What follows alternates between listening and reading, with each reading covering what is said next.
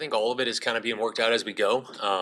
We have started into that process. We got all the players in, and so been able to spend a little bit of time with the quarterbacks as they've come in here, and really that starts with Ben deciding who's going to be leading that charge. Obviously, it's going to start at the very top with him. JT is involved, and then obviously myself, Press Taylor, we're kind of trying to be supplemental in some ways.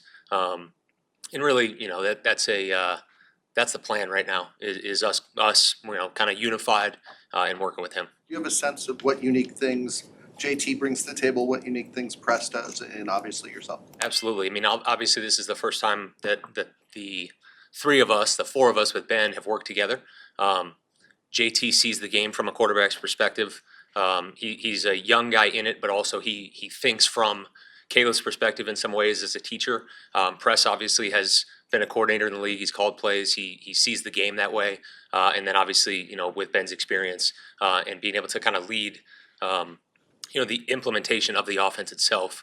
Everybody has, their own background that they're bringing to it. But I think we all have a hand in implementing Ben's vision. Declan, in these very early stages of working with Ben, what's left an impression on you about his vision for planting the seeds for where this offense can start? Okay, so I would say really from a organizational perspective, Ben has a very, very high standard every day. The unique thing about Ben is obviously you guys see it at times just in his media stuff, but Ben has an edge to him. He has a chip on his shoulder, and he really holds everybody in the building to a very high standard at all times. And really that's going to start when we get to spend a little more time with our players next week. But overall, he does an excellent job of, hey, it shouldn't be comfortable. It shouldn't feel like, we're walking in here every day and we're just, just going step by step. It's really like, hey, we need to feel some pressure here to be able to learn it as quickly as we can, to be able to adapt. Same thing from a coaching standpoint, and then same thing from, upstairs with the front office. But he's doing a great job of really holding that standard for the whole organization. How do you guys go about making it hard or feeling that pressure? Because we've heard that from the beginning of this regime. Yeah. I think that's an attitude and that's a standard. The behavior that you walk by, becomes the standard that you accept, and that's the new standard. Really, it's you're coaching it or you're allowing it to happen. And so every single thing that we're doing on a daily basis has to be held to that standard. And that's really a high level of communication from Ben at the very top to explain his vision to us, and then us holding our players, our other coaches accountable to that standard. How do you feel like the players have responded to that? Like, it's been an adjustment to them? I think they're very hungry for that coaching. I think they're very excited about Ben. He walks into his first meeting and, he is impactful when he speaks. I think they are really excited for, a little bit of a change, and they're excited to meet that challenge. That's been my experience with the full group and the quarterbacks as well. What are your first impressions of Caleb as a person and a player getting to work with him? I think Caleb is hungry for growth. I think that, obviously the sky's the limit with his athletic ability, with his talent. But being around him, just the person himself, I think he really wants to do well. I think he wants to be great. I think it's really important to him. And, he's been very open to accepting feedback, accepting coaching, and really starting to build that relationship where we're going to be able to build this thing and really hit his ceiling. After watching Ben's offense in Detroit, what kind of stands out about what he's able to do over there? I think stress the defense on every snap. I think that's the number one thing. The offense is built to put pressure on defenses in a number of ways. That could be how we align. That could be the tempo we're using. That's what stands out, first and foremost. And then secondly, the commitment to the detail and the fundamentals. We were sitting in an offensive staff meeting, and he was talking about the secret sauce is not scheme. The secret sauce is the commitment to the fundamentals and the fact that we're gonna uphold this standard every single day when we come in here. And that's what stands out on the tape is you see exactly what they were coaching, and it shows up on the tape. Coach, as you guys get settled in and then going forward, from your own personal perspective, how do you view your role on the staff, and what would be your priorities on a day-to-day basis? Yeah, I view my role as a supplement to everybody else in our building. We're all working in the same direction. I'm a supplement to Ben from the offensive standpoint. When he steps out or when he can't do things, I need to step in and be that that offensive mind or that person leading that meeting. As far as Caleb's development, same thing. You know, obviously the four of us are kind of working together on that. Working with Ryan and his group, my role is to help give them a vision as far as how we would use these players, where they would fit in our scheme, and do a really good job. Like the biggest thing is communication across the board. We all got to be on the same page, and so kind of playing a lot of you have to step into a lot of different roles and embrace that. But you know that's my role here. There's a conversation about, from Ben, about Caleb playing more under center this season. What do you foresee as the biggest hurdle that he's gonna have to go through to get comfortable being under center? Yeah, I think when they asked Ben that, he said reps.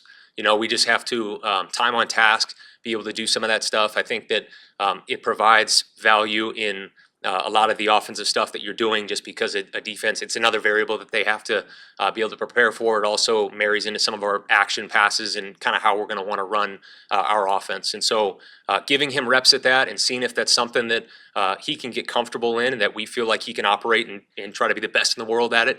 And if it's not something that fits, then you know maybe we're pivoting and we're moving in a different direction. But certainly asking him to do that, I think, is going to be important here early to figure it out.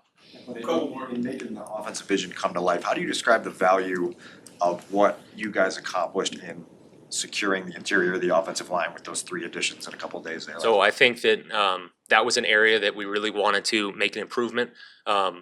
Coming in here, evaluating, the first thing we did was every position coach evaluated his room. I evaluated the whole unit. And that was something that we wanted to be really aggressive about in free agency. And that was kind of the vision going in with Ryan and his staff.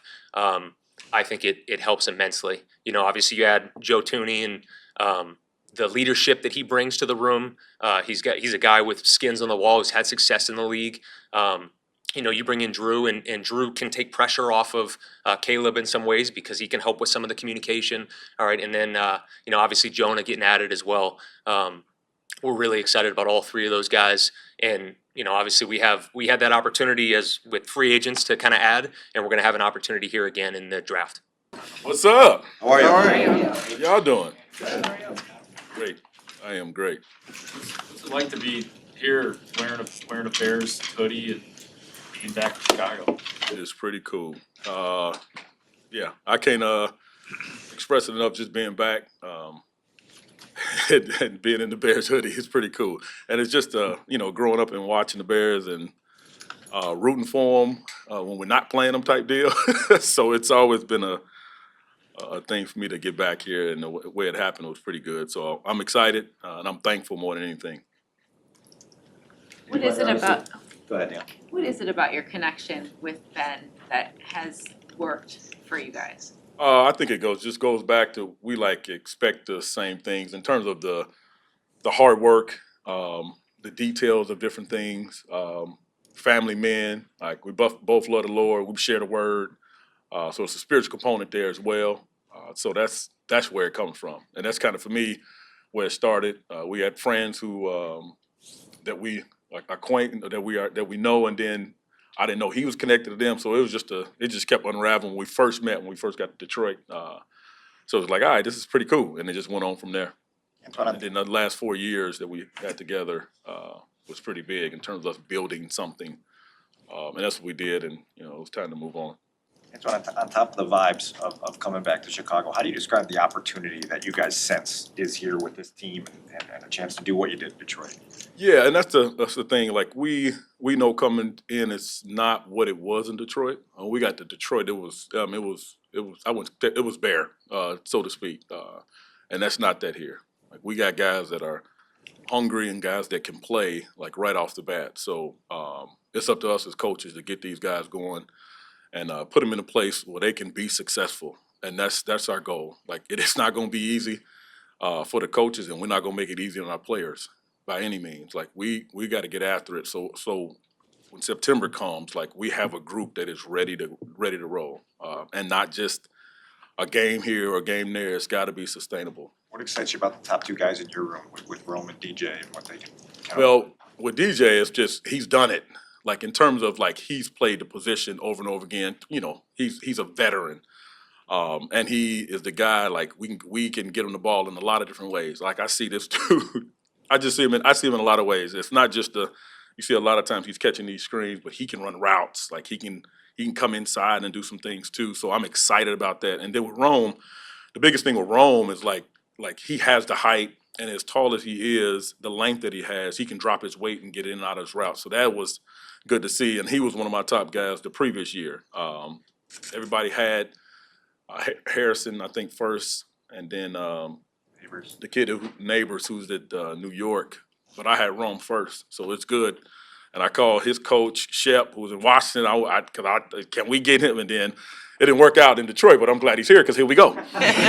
So yeah, excited about those two guys. And I'm not gonna keep harping on them because the rest of our room is they are going to be able to compete and get us where we need to go as well. So I mean, Rome and DJ certainly gonna lead that up, but we got some other cats that's gonna help us out for sure. With DJ playing, with as many years as DJ's played, how do you get him, like, how do you set a goal for somebody who's already, like, his baseline is probably already so far beyond guys who are trying to develop? Like, what goals do you set for somebody who's, you know, in year 7 or whatever it is for him? Well, what you do is you go back and you watch the film and you see how can you make this player better, like no matter what they've done, whether it's the way they run routes and how they get to the route.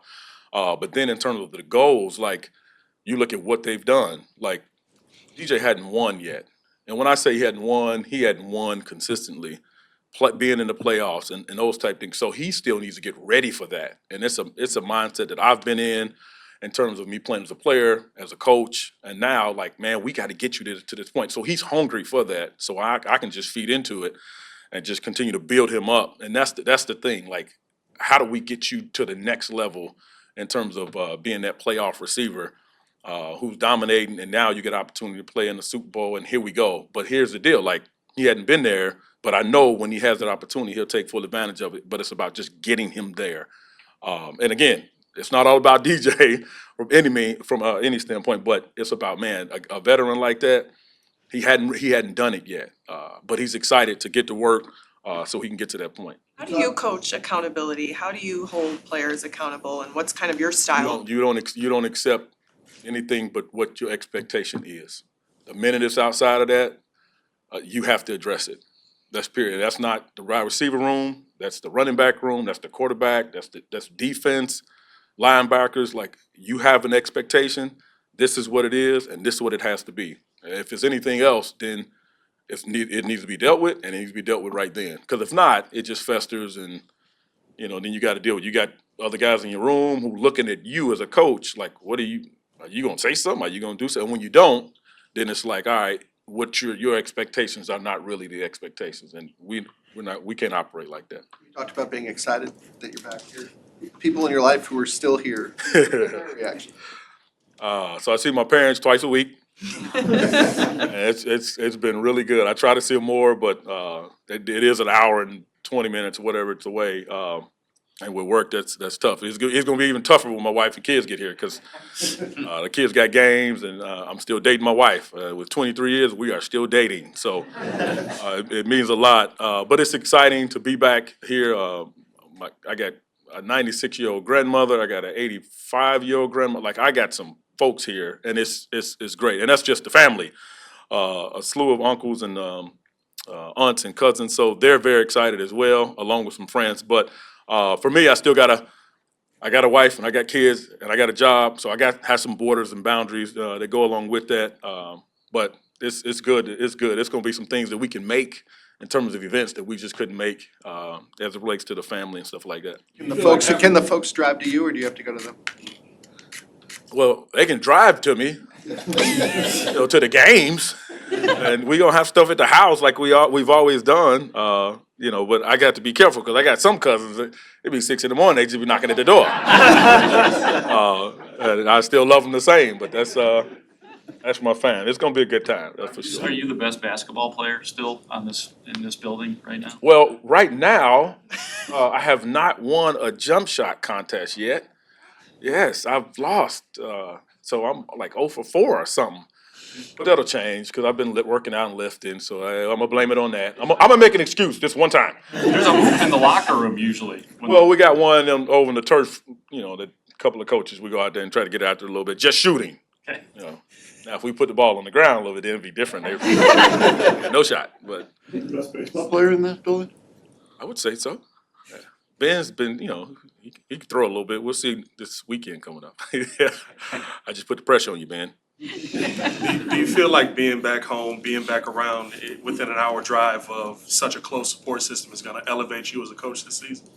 I don't know about the elevation, the support system, and when I say that, I don't mean negative in any way. It's just we're an hour and so away, and my wife, the kids, they're rolling. They got classes and they got sports and stuff.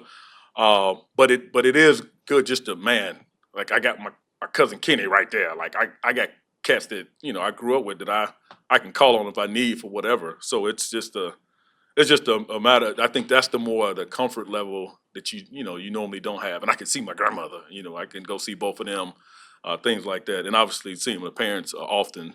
It's a plus. It's a big deal for me for sure. What are your core memories as a Bears fan as a kid? What do you remember most? I always remember the Super Bowl shuffle. I remember that, and I just remember the fridge and like for me it was it's like I was Willie Gault. I was the Gentry. Like I had a chance, and we played Tecmo Bowl with those guys, so it was a big deal. So those are the memories. Really, it was the Super Bowl years, and even coming up, like it was just like man. Because I always wanted to go pro on whatever came first as it relates to the sport. And, I was like, man, could I ever play for the Bears? Like, that was always a deal. Now, that didn't happen. It almost happened somewhere between there, but I ended up going to Washington. But anywho, man, it's always been just going up and watching them. It's that Super Bowl and the shuffle and all that stuff and singing it and hanging out with it was always a good deal. You've accomplished a ton in your career. Was there any bit of, when you first walked in here, did you allow yourself to be sentimental about? I had to try not to because I wanted to get, focused and locked in. But it just catches up with you, just in terms of like, man, like it was just not weird. It was just like, oh man, this is really happening. Like, this is it. So I would say not sentimental. It was just so cool. Like, this is it. And yeah, so I mean, that's as far as it went. Had to shut it off and kind of get focused, because like I said, we got a lot of work to do. Coach, you're a very intense coach. You can be stern with some of your players. I think back to a clip of you and Jameson on the sideline, and you was upset with him about whatever. What goes into one, identifying the players who need that type of coaching, and two, building the relationship so that when you have to do that, they don't take that with them as the only message. I think you start with the second question, the building of the relationship. Like, you can't come in and coach somebody hard or coach somebody soft if you don't know them and build that relationship. And I shouldn't say soft because that's never happening. But just from a standpoint, the building relationship part, like that's where it starts. And not just about, knowing where they went to school and that type deal, but it's getting to know them. And the moment I signed, I called DJ first, I called Rome, and I kind of went from there and start calling the other guys as it relates to what it looks like and not what to expect, but man, what's up? Like they were welcoming me, and coach, man, get me right, like that type deal. And the relationship just begins there. So you start with that, and then you know how to push his buttons a certain way. Then this is how you get him going. This is how you don't need to leave that alone because of this or because of that. But you figure that out. But it starts with the relationship part. That's for sure. Thank you. Thank you guys.